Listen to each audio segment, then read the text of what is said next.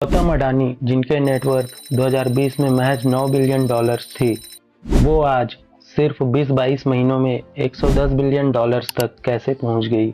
और अपनी इस नेटवर्थ से उन्होंने न सिर्फ भारत के सबसे अमीर इंसान मुकेश अंबानी जी को पीछे छोड़ा, बल्कि अभी कुछ समय पहले वह बिल गेट्स और वारन बफेट जैसे फेमस बिलियनियर से भी आगे निकल गए थे। तो क्या अडानी के इस सफलता के पीछे हमारे प्राइम मिनिस्टर मोदी जी का हाथ है? अडानी जी के नेटवर्थ बढ़ने का मेन रीजन क्या है?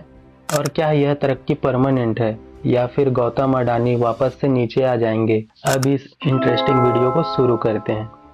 तो दोस्तों, हम लोग गौतम अडानी का कंपैरिजन हमेशा मुकेश अंबानी जी के साथ करते हैं, लेकिन सही मायने में इनकी तुलना मुकेश अंबानी जी से नहीं बल्कि धीरूभाई अंबानी जी से करनी चाहिए, क्योंकि गौतम अडानी भी धीरूभाई अंबानी की तरह फर्स्ट जनरेशन एंटरप्रेन्योर है।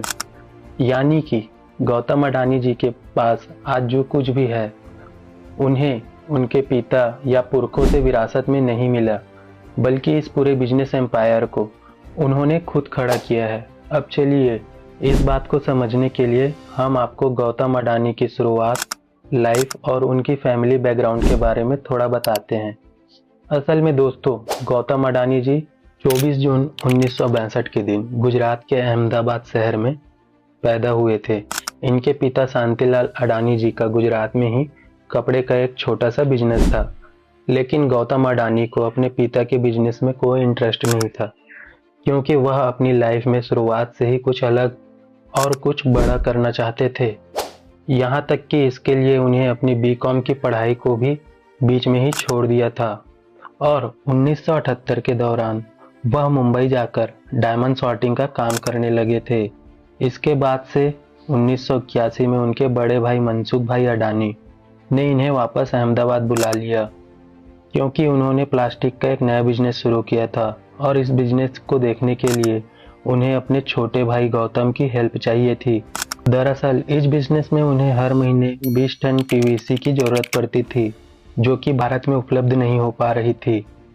इसलिए गौतम अडानी और उनके भाई ने यह फैसला लिया कि वह बाहर के दूसरे देशों से पीवीसी को इंपोर्ट करेंगे।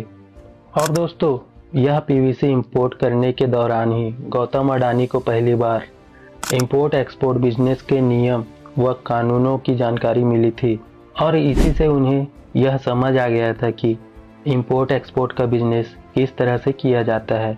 और दोस्तों, अपने इसी एक्सपीरियंस का फ़ायदा उठाकर साल 1988 में उन्होंने अडानी एक्सपोर्ट्स लिमिटेड नाम की एक कंपनी शुरू कर दी, और इस कंपनी को शुरू करने के बाद से ही गौतम अडानी ने फिर कभी भी पीछे मुड़कर नहीं देखा, और यही कंपनी अडानी ग्रुप का फ्लैगशिप कंपनी बनी।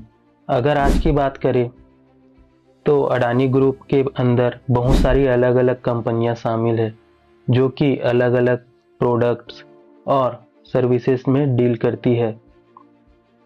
हालांकि चलिए हम आपको अडानी ग्रुप के कुछ सबसे अहम कंपनीज के बारे में बताते हैं, जिसके बदौलत गौतम अडानी सिर्फ भारत ही नहीं बल्कि पूरे एशिया के सबसे अमीर व्यक्ति बन गए हैं।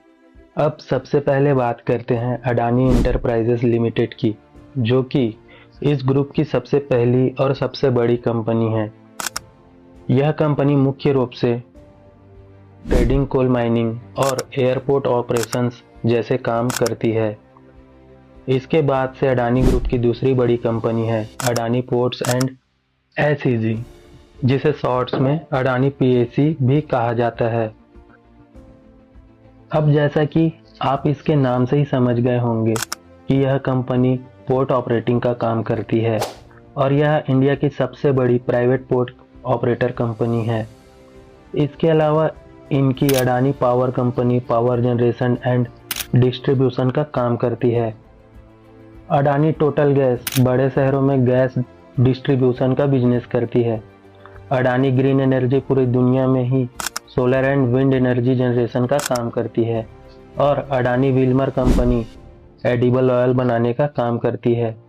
अब यहाँ पर हम आपकी जानकारी के लिए बता दें कि इंडिया में बिकने वाला फेमस फॉर्च्यून रिफाइंड ऑयल भी अडानी ग्रुप की इस कंपनी का ही एक प्रोडक्ट है। दोस्तों, गौतम अडानी की सबसे खास बात यह है कि यह जो भी काम करते हैं वह नेशनल या फिर इंटरनेशनल लेवल पर ही करते हैं। और यही वजह है कि आज उन्होंने जिस भी इंडस्ट्री में एंटर किया हुआ है, ऑलमोस्ट उन सभी इंडस्ट्री में ही अडानी ग्रुप की कंपनी नंबर 1 पर है।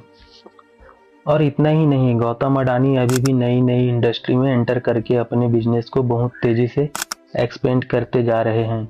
गौतम अडानी ने 10.5 बिलियन डॉलर की रकम में एसीसी और अंबुजा सीमेंट इन दोनों कंपनियों को एक्वायर किया है। असल में शुरुआत से ही गौतम अडानी की यह स्ट्रेटेजी रही है कि जब भी उन्हें किसी इंडस्ट्री में प्रॉफिट दिखाई देता है तो फिर वह मौका मिलते ही उसमें एंटर कर लेते हैं। और यही वजह है कि पिछले कुछ सालों में अडानी ग्रुप का बिजनेस बहुत ही ज़्यादा डाइवर्सिफाई होते हुए दिखाई दिया है। खैर चलिए, यह तो हुई अडानी ग्रुप की कंपनीज और उनके बिजनेस की बात। लेकिन फिर सवाल यही रह जाता है कि गौतम अडानी की नेटवर्क आखिर अचानक से इतनी ज़्यादा कैसे बढ़ गई, क्योंकि उनकी यह कंपनी तो कई सालों से चली आ रही है। और ऐसा भी नहीं है कि इन कंपनीज के सेल्स रेवेन्यू या फिर प्रॉफिट में कोई बहुत बड़ा चेंज हुआ है।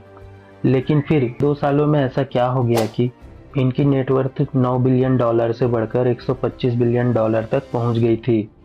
असल में दोस्तों, ऐसा होने का रीज़न यह है कि पिछले 20-22 महीने में अडानी ग्रुप के कंपनीज के शेयर का प्राइस बहुत ही ज़्यादा तेज़ी से बढ़ा है।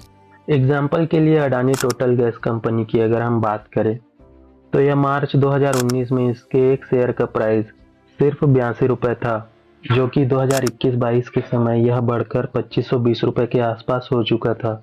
यानी कि उन 2 सालों में इस कंपनी का स्टॉक प्राइस करीब 3000% से ऊपर गया है। और यह वाकई में एक चौंकाने वाला नंबर है। और दोस्तों, ठीक इसी तरह 12 साल के अंदर अडानी ग्रुप की हर एक कंपनी का शेयर प्राइस बहुत तेज़ी से बढ़ा। और यही वजह है कि गौतम अडानी की नेटवर्क हमें एकदम से इतनी ज़्यादा बढ़ती हुई दिखाई दी है।